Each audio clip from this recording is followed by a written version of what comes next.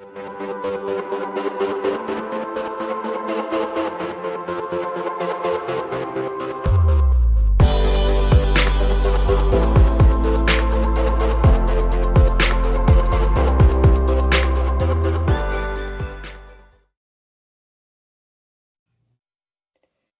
everybody, welcome back to your Dawn Drones podcast. I'm Dawn Zola, your host and the CEO of P3 Tech Consulting. We are at our second to last show of this year. This is the best of 2023, sponsored by Sagetech Avionics. And today we have with us the CEO of Sagetech Avionics, Tom Furey. So welcome to the show, Tom. Hi, Don. Great to be here. And I just got to start with, I can't believe it's been a year since we did this last time. Well, you know what? It's funny you say that because I was just going to say, Tom, I was looking back. This is your three-peat, my friend. So we're going to drop the links. Not only you have been with us since our year one on the Dawn of Drones, we have 2021 links. I think you were episode 18. And then 2022 last year, you were episode 71. And here we are well into the hundreds. So super exciting to have you back on the show, Tom. Well, it's great to be here and I appreciate it. And I'll just plug the reason that we have continued and will continue is, and I'm sure we'll talk about this somehow later today, but we're an industry of collaboration. We have to be successful.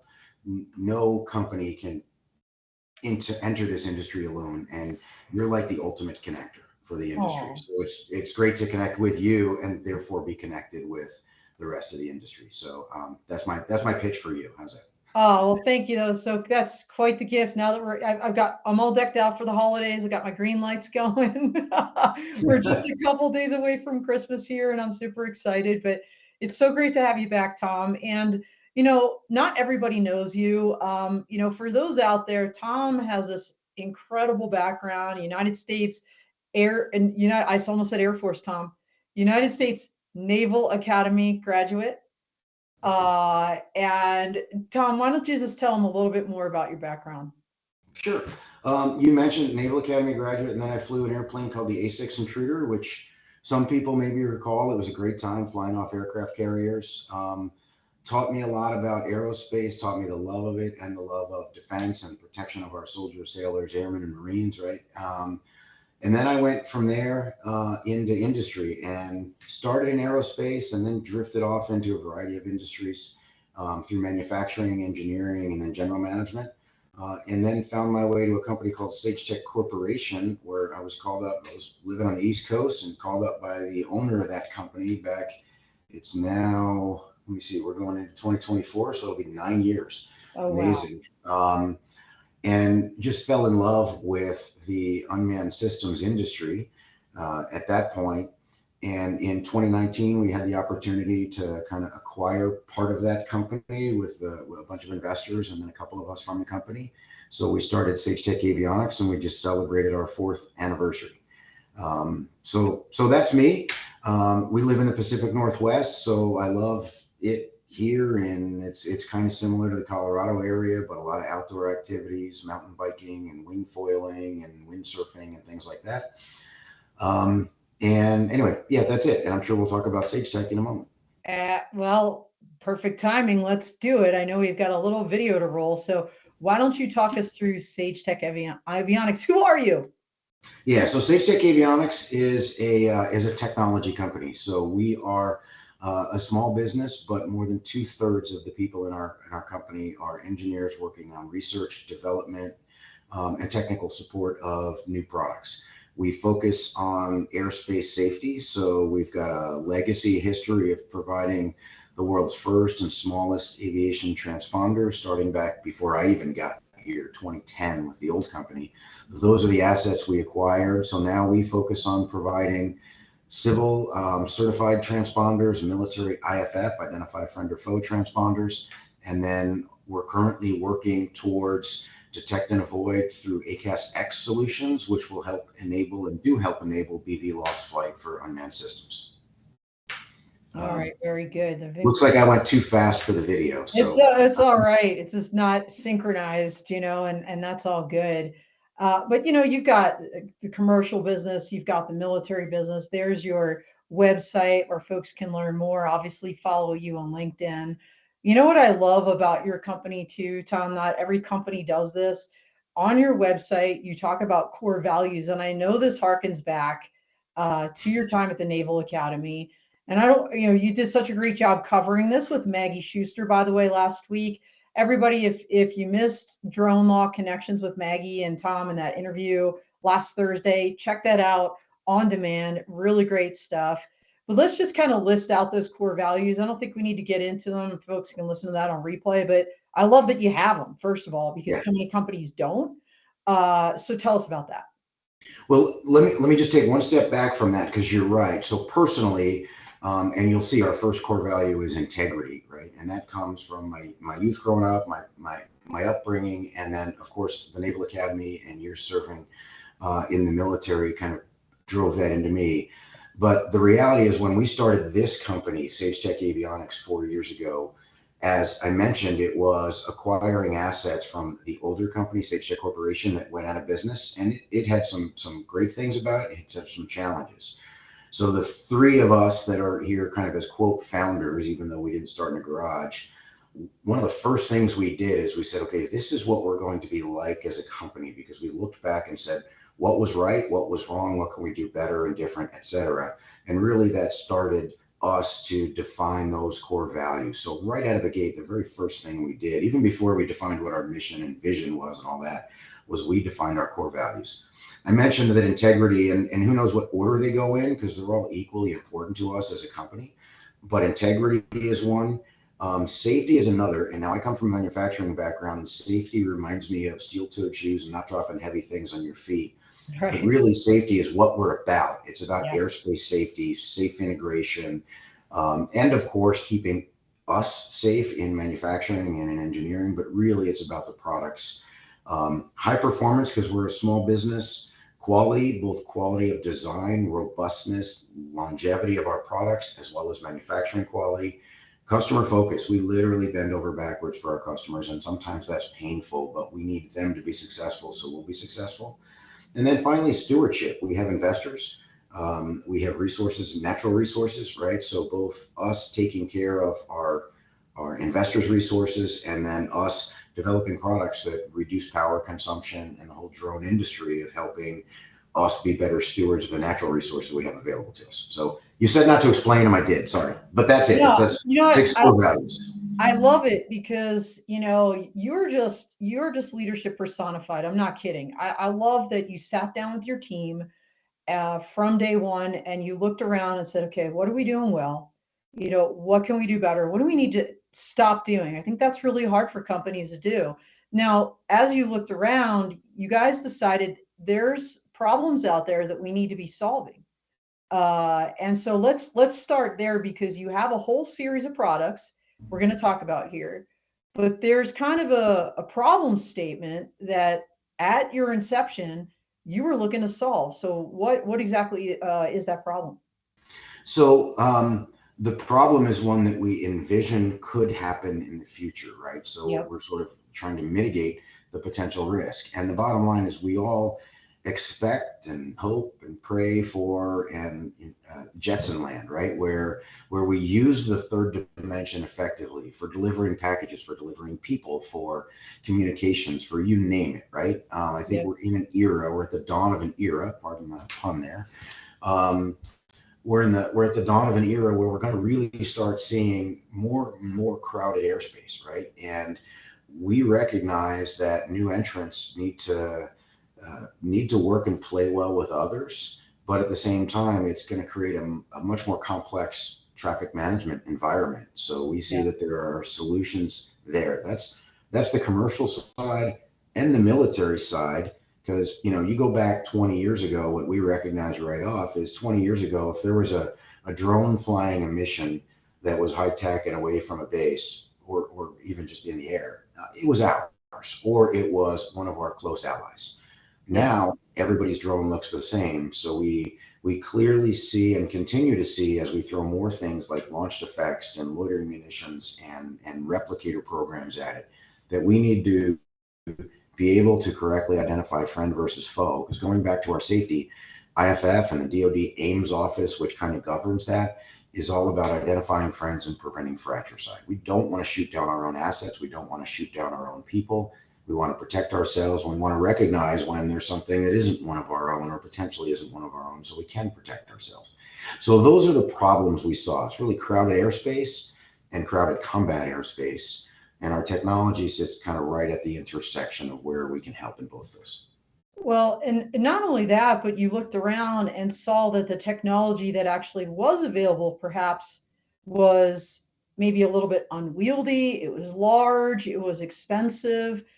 So, I mean, you guys have done an amazing job of reducing size, weight, while not decreasing power. So tell us about that swap, and let's start on the IFF side, on the Yep. military side, because the MX12B transponder was really groundbreaking. And wasn't it the first one to be certified in mode 5S? Am I saying that right? Mode 5. Mode 5. Yeah, and it was the first. I love stuff, right? Yeah, I have show to and make sure I tell. tell. And this wasn't even planned, but I always keep it there for these kind of Yeah, things. do it, please. But yeah, the MX12B was the first micro transponder. So the very first small transponder that was certified for mode 5. And this is it. And for those who don't know out there, I'll go through the 2-second rundown. I think we've done this before, right? Yeah, so we go Dr. Zeus, right? Horton Hears a Who? Yeah, but we start with Marco Polo. Okay, go. So so a transponder, whether it's a civil or military transponder, is like a Marco Polo. And if you've played that old game, it's like Marco Polo. There's a challenge and response. That's what IFF has been since World War II, right? An air traffic controller on the ground at LA Center or wherever interrogates, sends an RF signal up to an aircraft, and the transponder in the aircraft automatically recognizes that signal and responds with the Polo response to give it some information about itself. There's a thing called ADS-B on the commercial side that doesn't require that challenge. It's automatically telling everybody who you are and where you are, and truthfully, that saves RF spectrum through the number of interrogations and stuff. That's the Horton Hears a Who. And if you remember that one, that's the little on the dust speck. They're going, "We are here, we are here, we are here," and Yes. he just had to listen, and then he recognized that it was there. He didn't have to interrogate because he didn't have to know there was somebody on that dust speck, right? Gotcha. So that's transponders and ADS-B. On the military side, it's exactly the same, except it's all wrapped in a super secret password through a crypto computer controlled by the NSA. So that was when Mode 5 came out, which is like Mode S on the civil world, but it's encrypted. And that's basically if you're flying in a fighter or a Patriot missile battery or a ship, interrogates you, you respond, it interrogates you with the super secret password kind of thing. Yep. So you have to decode that and recognize that that's an interrogation. And then you respond with the proper super secret password. And when you do, they don't shoot you out of the sky, right? So that's what Mode 5 is. In 2021, the beginning of 2021, we were the first micro transponder to be certified. So now what was groundbreaking? This transponder you're holding in your hand, just for context, this is like a deck of cards? Yep. Okay. It's about the size of a deck of cards. It's about 1/3 of a pound. And this is, by the way, this is a keychain. I like to put it that way so I can show all the inner workings of it to people. Oh, that's so cool. Traditional ones, where we like to call them cinder blocks, but literally they were the size, if you picture a cinder block, or maybe a half a cinder blocks was a reduced size transponder. And they cost $100,000 or something like that, right? How much do they weigh? Tom, how much do they weigh? They would weigh the reduced size, the smallest ones that had been on the market, that half a cinder block, were probably about 6 to 7 pounds. Holy shnikes. And so Yeah. when you think and you about put that on a 40-pound airplane, it's not going to work, right? Yeah, I mean, when you think about a drone, even a Group 4 in the military, Group 5, like a Reaper or Predator, putting 67 pounds additional on that thing. 6 to 7, not 67. Okay, all right. 6 or 7 pounds. Just I would love if it was that much of a difference, but it's still a 10 times reduction. Even 6 pounds from an aerodynamic standpoint is a big deal on a large drone. Yeah, it absolutely is. So that's what was groundbreaking. But But yeah, I loved the way you mentioned the full power and stuff like that, because what we're just now starting to expose, if you will, right, is so the thing that appeared to be the best thing about this when we released it in 2021 was now we could put that mode 5 capability on drones. So Yeah. now you can identify a friendly versus a hostile drone. And I'll just put a plug in for my Russian counterparts. 2 weeks ago, there was a press release from Russia saying, hey, we are now putting IFF on drones because we can't tell the difference between ours and our enemies, and we're tired of shooting down our own drones. And I went, thank you, Russia. That's what I've been saying forever. Now, their IFF is different than our IFF, Yeah. but it's a problem for everyone, right?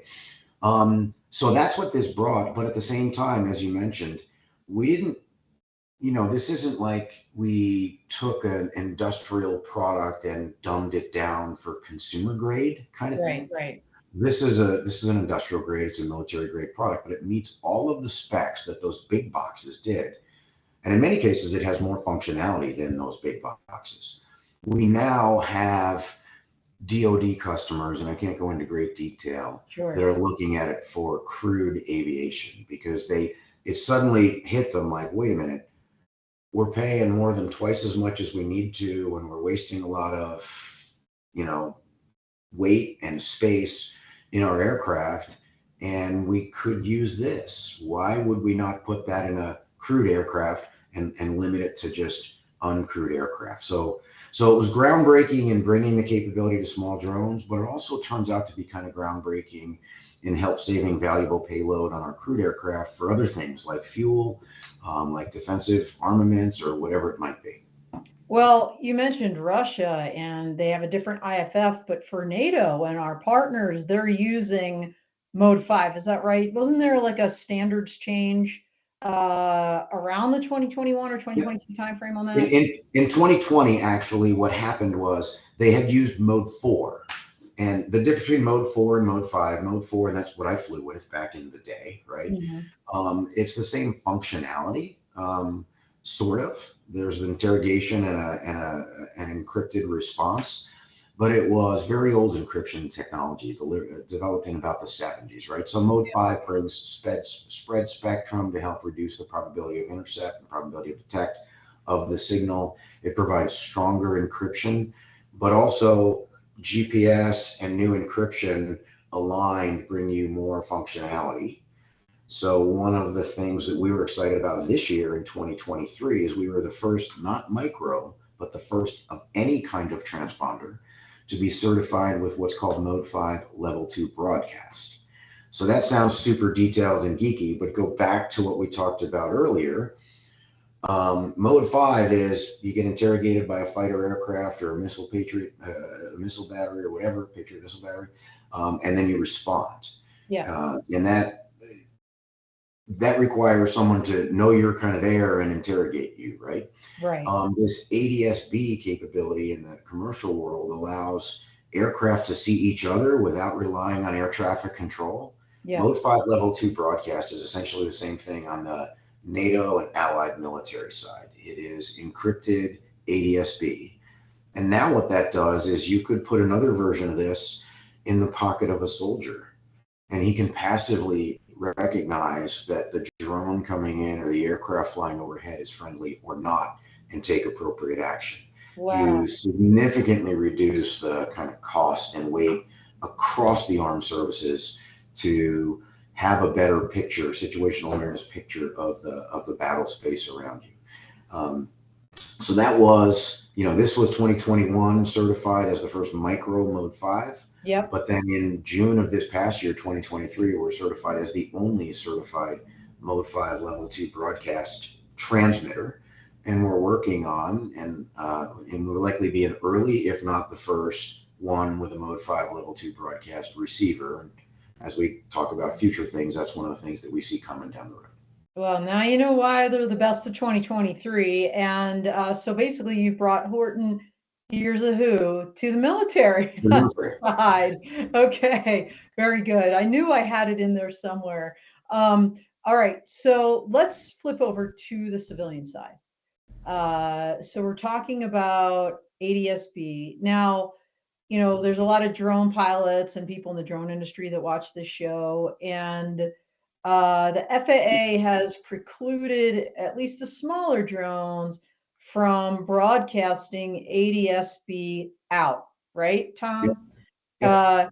But that doesn't mean so, but there's larger aircraft, for example, maybe larger cargo drones. Probably a good idea to have that on board, and obviously crewed aircraft. So tell us about what you're doing in this ADS-B arena and how it kind of dovetails into the future of the drone industry. Sure. Let me first just talk about ADS-B, not a sales pitch for what we do, but why Yeah, it's sure. important. Um, it'd be great if everybody had ADS-B down to the smallest drone, right? So that we Right. can all speak the same common language and then see each other, recognize each other, avoid collisions, use it for counter UAS or whatever, right? But there's a reason that the smaller drones don't do it, and that is it's a single frequency, right? So there's only a certain amount of RF energy you can put in a single frequency. It's kind of like you and I talking, we can understand each other. If we were talking in a room full of people that were all talking at the same volume at the same time, we wouldn't be able to understand each other. And that's what would Yeah. happen if everybody was transmitting ADS-B in theory. That's a great analogy, honestly. I've never heard it explained that simply and powerfully. Yeah. So, but ADS-B is super important, right? So for smaller drones, we're looking at UTM and other things, but Yeah. ADS-B is important for smaller drones as well as larger drones on the reception side. As we look towards Part 108, which is kind of more entry into the national airspace thing, that'll be our New Year's gift, right? No, I don't know. It's not going to be on New Year's Eve like the last Yeah, I couple of know. years. The FAA dropped something, in our inbox, but in any event, Yeah. continue. So for larger drones, like you said, I mean, those are aircraft, right? They just don't happen to have a pilot on board, and they need to work and play well in the national airspace with the other people up there. And that's ADS-B is the best way to do that. And again, the reason for that is, Dawn, if you and I were two aircraft flying over Colorado, um, Yep. in the old days, you'd be on radar of, whatever it is, Denver Center or something like that. And I would be, and then they would let me know or let you know that we had opposing traffic and help Yeah. guide us from a collision. Um, that a better way would be if you send me a little signal that says you're there, and I send you a little signal that says I'm here, and we both recognize that. And that's, you can say that's the primary means and air traffic control is a secondary, or vice versa, but it's much more safe that way, right? That's what ADS-B on all aircraft up in the national airspace does for us. They can all see each other. Everybody else can see them on the ground, etc. Right? So it's important to have that. And then when we get to kind of Part 108, where essentially I'm sure we're going to be saying, right, that hey, there are certain right-of-way rules, but by and large, a crewed aircraft is going to have the right-of-way over an uncrewed aircraft. And that uncrewed aircraft maybe not transmitting ADS-B, but it needs to see those crewed aircraft so that it can avoid them. And ADS-B is a perfect way to do that. So having the right certified ADS-B receivers and then using the right avoidance logic, which is our other products, our collision avoidance system, now you can make sure that the larger drones can work and play well with others in the national airspace. The smaller drones can recognize and avoid crewed aircraft as well. Those are, I kind of hinted at, right? That's where we are focused. That's where our technology, our expertise, and our vision brings us. And that is the MXS, MODES, ADS-B in and out transponder, which was FAA certified last year in 2022. And that was the first small transponder, micro transponder, that had ADS-B in and out certified in the same box. And many thought that was not possible. But it was possible, obviously, right? Oh, wow. Very cool. We continue to add on to that, which we have a lab use interrogator version of that, which interrogates other aircraft. But we'll combine that, and that's as we talk about future products, we're combining that with ACAS X collision avoidance logic, so that you have an all-in collision avoidance system. And if you add in other sensors to pick up those people who don't have ADS-B, or those drones that don't have ADS-B, like radar, your camera systems, et cetera. Now you've got a full detect and avoid. And for us, that's our near-term nirvana, right? Because having that in a dependable, reliable system will enable the FAA to grant routine BV loss requests, right? To say, okay, if you're equipped with this kind of technology, we believe that's one clear way to do it. Maybe it's not the only way, but we think it's one clear way to do that. That if you're equipped with this type of technology, ACAS-X based DAA system, then the FAA and we as citizens can trust that those drones that are flying beyond line of sight will be safe from swap and paint with other drones. Well, I want to talk about, obviously we're going to talk about your ACAS-X, and I want to dig a little bit deeper in ADS-B, but before I do, I want to give a shout out to Greg Larson from AGS. Greg is out there saying that he loves the show. So thank you, Greg. Appreciate you. That's awesome. So you said that folks didn't think it was even possible to do ADS-B in and out in one box. Why is that, Tom? So, I mean, others do it probably in a small box, right? So if you look at the things we do differently than traditional transponder and CAS manufacturers, right? Your big players who've been doing this for years, and they're very good at what they do, and many of our engineers came from there. You'll typically have like maybe a transmitter board and a receiver board, right? Well, we've got this all in one. We can't have a big box worth of RF stuff, and we can't isolate things as well. Right. So we just know that when we got that certification, or we were right about to get it at AUVSI in 2022, the Exponential show, right? We had a lot of customers coming to us going, you're getting both certified in the same box. We didn't think you could do that. Now, obviously you can, and it's just a matter of great engineering, and we have great engineers, and I'm not one, so I can say that freely, right? But we have a really talented team of engineers who can kind of, quote, do the impossible and bend the rules of physics at their will. That's so cool. So let's talk about your ACAS-X then. And there's my understanding there's a family of ACAS systems, different, you're talking about ACAS-X, which is maybe this. Go ahead, you explain. Yeah, I will. So and again, pull me back if I get too deep. No, honestly, like I said on Clubhouse, I always learn from you every time I listen to you, and not everybody is super familiar with these systems, but yet they're so critical to safety in the national airspace system. So please explain ACAS, and then how the ACAS-X fits into the drone ecosystem. Yeah, so let's first talk about where ACAS came from. And it's funny, we have done, I'll just go back to the values, right? So we, when you walk into our lobby, there's our logo, but then behind it, there's 6 plaques that each have our values. And each of those has an image associated with it that helps remind us what that value is, right? And the one for safety, the image is actually an artist drawing of sort of where we think we came from. Now that sounds weird, but there was a mid-air collision over the Grand Canyon in 1956. Oh, that sounds. And it was horrible. It was horrible, right? And air traffic control wasn't able to stop that. So 2 commercial airliners crashed, and everybody on board both lost their life. Clearly, that's an extreme example of what we don't want to ever have happen again. Yes.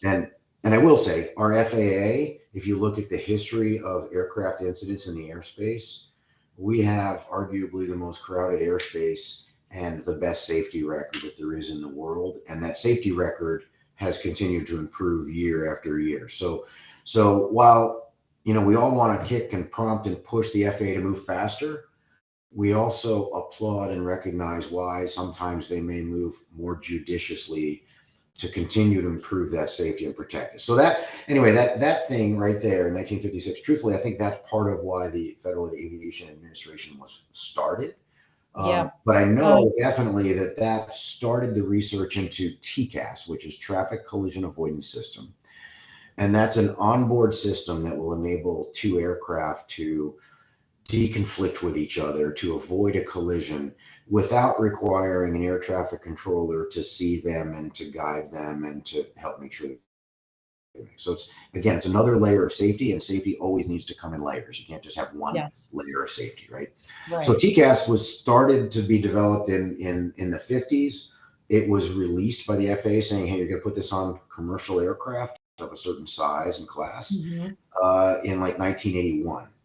And what TCAS was back then was you had mode A and C transponders. So these are just saying, they're not saying there's no GPS, right? So they're mode A says, this is who I am. Mode C says, this is my altitude, right? Okay.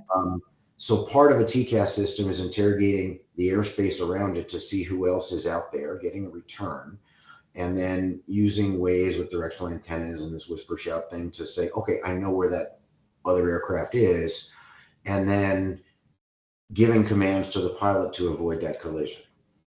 As it's evolved, there was originally TCAS 1, which just said, hey, here's the aircraft that are around you, and this guy's a problem, right? It would just give you what's called a traffic advisory. Okay. But then that was TCAS 1. TCAS 2 came out later, and that would give you what's called a resolution advisory saying, here's that other traffic, and here's what you need to do. Okay. And TCAS 2 was a wonderful improvement.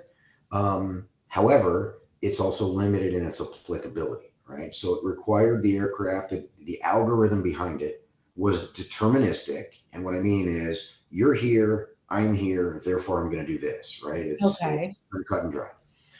I don't really know where you're going, but I'm still going to, I'm here, you're here, I'm going to do this, right?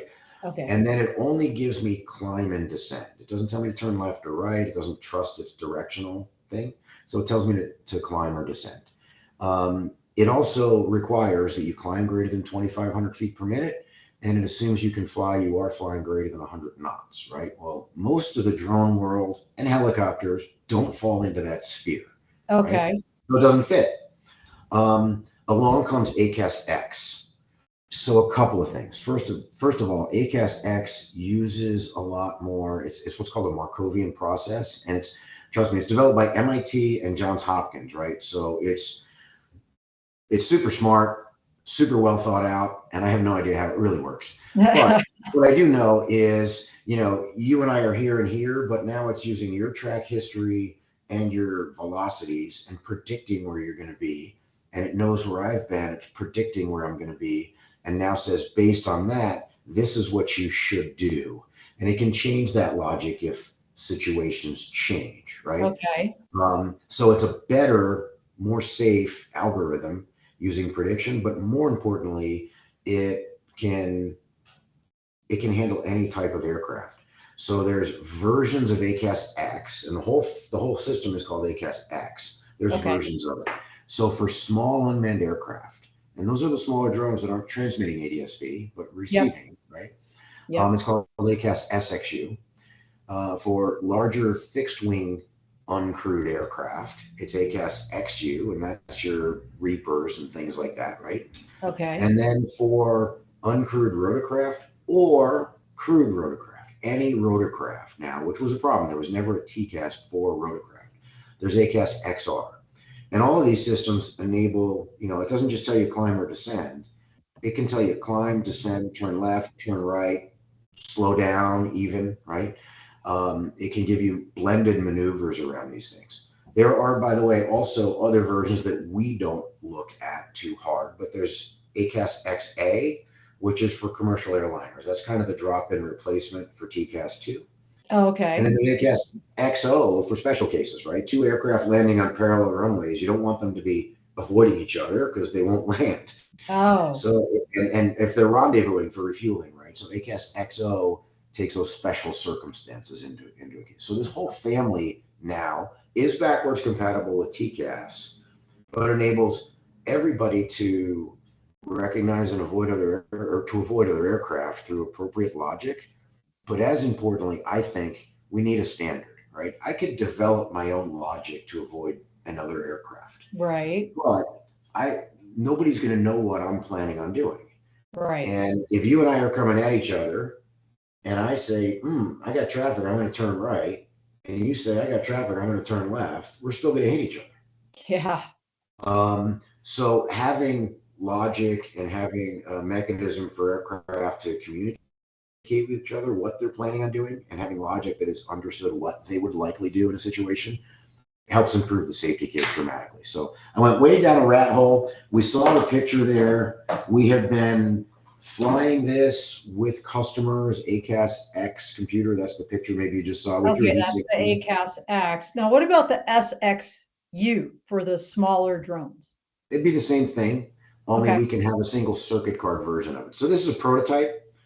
This coming year, we'll be releasing what's called our ACX family. So our MX family is this hardware platform that has military, civil, interrogator, other things on it. The kind of well, a circuit card. I'm not allowed to have the one with components. That's why there's an X on this. But a circuit card like this will be the ACX platform, and there'll be a military version with small mode 5. There'll be passive receivers for ground-based things, for around airport protection or integrated with other systems. And also this will be, a few dozen grams, so it can go on a small uncrewed aircraft to provide passive reception of ADS-B, reception of remote ID. It can use ground-based signals, and then it'll have ACAS SXU logic on it to provide an appropriate response to traffic. So a one-stop shop, if you're talking about, and you mentioned a couple times Part 108. For those out there, I'm sure many of you know, but for those that don't, Part 108 is this beyond visual line of sight rule that we're all hoping is going to happen at some point soon, knock wood, and we're calling it Part 108, even though it doesn't yet exist, and BV loss is beyond visual line of sight. So just to clarify those two things. So Tom, with the products that you have, let's stick on the commercial side for a second. There's a lot of people out there looking around. The FAA doesn't have this rule yet, but they've been granting waivers, I'd say, on a more expedited basis. They had those 4 in particular that went out, on the Federal Register, that they're using almost as a template for beyond visual line of sight, that they ultimately published, I think, in the August, September timeframe, that if you're a company and you're going to do something just exactly like this, you should be good, and it'll be a lot quicker to get that approval. How have your systems, if you're willing to share, because we're talking the best of 2023 now, how have your systems contributed to some of these successes, some of these, operational breakthroughs? Well, there's 2 ways. Not on any of those that were released, and those Sure. were awesome steps, and we continue to make steps. We Yeah, meaning the FAA, which isn't me, right? exactly. But we collectively, as an industry, and the FAA, continue to make step towards that nirvana of everybody routinely being able to just kind of file a flight plan and go, right? Yes. We actually our MXS ADS-B receiver, our ACAS situational awareness display, along with a radar, has a verbal approval for a groundbreaking waiver. So again, waivers that we continue to see are, kind of geographically bound in relatively small geographies and kind of a fixed concept of operation, right? This is similar, but way broader, bigger area, bigger ConOps, a lot more commercial use for infrastructure inspection and things like that. And so I can't say any more about that. The company whose airplane it is will announce that when it is received, but we've been working very hard to make sure things can be positioned for the FAA so they can see how these systems can enable that safety case. Secondly, we've also been putting the ACAS with MXS, and right now this is sort of prototype kind of thing, right? The ACAS and the MXS together. Okay. What we'll see next year is them sort of integrated, and that's the one of the versions of the ACX platform will actually look a lot like the MXS, but it'll have a daughter board with ACAS inside. But we've been working with some great OEM partners and some universities under the Assure 54 program that will see some of those test flights. And those are, if people aren't familiar with the Assure program, it's an acronym, and it's something about Yeah, down in Mississippi. Yeah. In fact, it's so funny because I was just going through my office the other day and I found the card for Steve for Lux. Steve Lux. Yep. Yeah, down there. And General Poss, my good friend and colleague, was the stood up ashore. And for those that don't know it, it's a giant FAA affiliated clearinghouse really for R&D, where they're working with so many different universities and private folks in private industry to move the industry forward. So really exciting that you're in one of these programs working with folks. That's cool. Yeah, and the one, and there's so many of them, right? So the project we're involved with is Assure 54. So you can tell there's been at least 53 others. There you go. And it's helping to define the right of way rules for beyond visual line of sight flying. That's what it will do. It will inform, right? Because even as waivers come out, we still need to collect more data. And as an industry and as an FAA, we'll still need to tweak the rules to be safe, right? But this will help inform that. It'll be putting ACAS logic as well as ADS-B receiver logic and transmitter logic where appropriate onto aircraft and doing some flights and some controlled encounter scenarios and things like that, again, to help inform those rules. So those are just a couple of the key areas. But, this is, aside from military IFF, this is really, those are our two primary focal areas really in providing safety to our warfighters and safety to our commercial air traffic. Absolutely. And, you alluded to, we're not going to have tons of time right now because we're getting close to the end. And I want to talk a little bit about the future and also how folks can reach you and what's up next. But, you talked about having a standard, for example, for ACAS. And I know you and your team are very active in ASTM 38, the working group 38. And some others on that. We talked about it quite a bit in Clubhouse, so definitely go back and listen to that. Was there anything you wanted to kind of hit on with regards to progress this year, since we're talking about the best of 2023, before we talk next about 2024 and what's ahead? No, you mentioned that the ASTM F38. One of the key areas that we work with is on the collaboration with RTCA, right? So for people who don't know, RTCA is a nonprofit organization that defines the product specifications and airspace specifications for the FAA to approve. So they work under the guidance of FAA, and it's a collaboration with the FAA regulators, with academia, with industry to come together and kind of define what these standards are. And a couple of those are critical, like SC 228, Special Committee 228, and Special Committee 147 of RTCA, defining things like DAA and like ACAS. And, those are things that we want to, I think, collectively make sure that as the FAA restructures and as they fight for funding, et cetera, those are things that can't lose momentum, because the adoption of those specifications, the granting of TSOs, and the ability to certify aircraft using certain equipment, those things need to continue to happen rapidly so that we can get to that future state that we all want, when uncrewed aircraft can be kind of approved and flown as regularly as crewed aircraft are today, right? So that's kind of the only thing I'll put out beyond what you just said about working with standards bodies. And then, I don't know, did you ask me to talk about what comes next? Is that? Yes. Okay. Tell us about, so we're just 2 weeks out from the new year. Yep. And 2024 is going to be huge, I feel. What do you see? What do you see in 2024? Yeah, so I'll talk about for us, what I see is more of the same, but different and better and faster, right? So I mentioned this, our engineers developed this MX platform to be super capable, but also flexible. And as you've heard, we're using it on ADS-BN receivers in certain areas. It's got a military certification. It's got civil certification. We have interrogator versions that are being used for, kind of weather stuff through some research institutions. A great flexible platform. The ACX becomes the next one. And there's two versions of that. There's a very small version of that, which is small, light, cheap, and can do ACAS and ADS-B reception and remote ID reception. we'll see further progress on that, and maybe even product release next year, but definitely further progress and prototyping with customers of that. And I think we'll also continue to see ourselves working with the military to see how can we make the military continue to advance technology, and how can uncrewed technology, how can these technologies like Mode 5 be used in uncrewed systems, and even smaller, lighter, like our ACX with a Mode 5 version on launched effects. And because picture the world when we have all these loitering munitions and launch effects and all this kind of stuff in the airspace.